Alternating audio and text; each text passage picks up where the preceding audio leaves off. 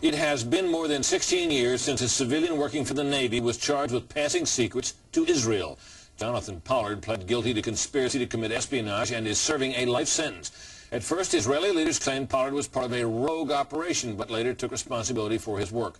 Now Fox News has learned some U.S. investigators believe that there are Israelis again very much engaged in spying in and on the U.S., who may have known things they didn't tell us before September 11th. Fox News correspondent Carl Cameron has details in the first of a four-part series.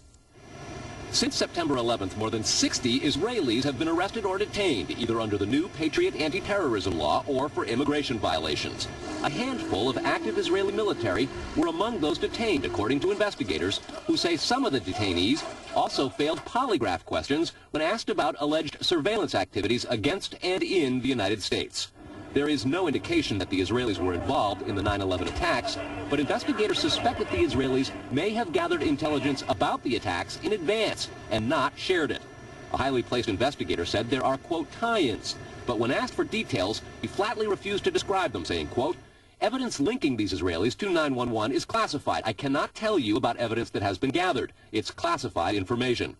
Fox News has learned that one group of Israelis, spotted in North Carolina recently, is suspected of keeping an apartment in California to spy on a group of Arabs who the United States is also investigating for links to terrorism.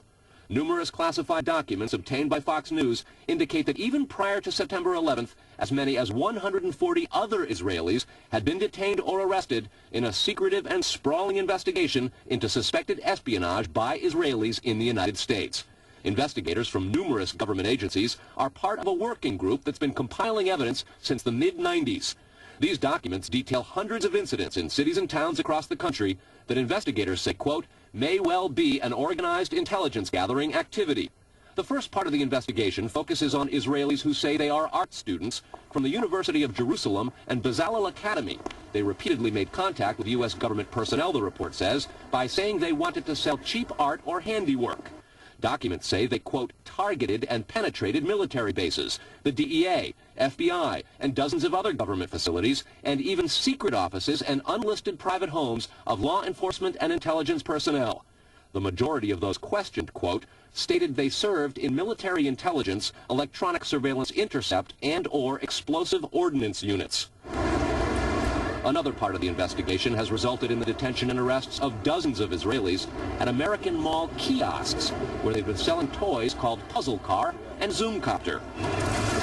Investigators suspect a front. Shortly after the New York Times and Washington Post reported the Israeli detentions last month, the carts began vanishing. Zoomcopter's webpage says, we are aware of the situation caused by thousands of mall carts being closed at the last minute. This in no way reflects the quality of the toy or its saleability. The problem lies in the operator's business policies. Why would Israelis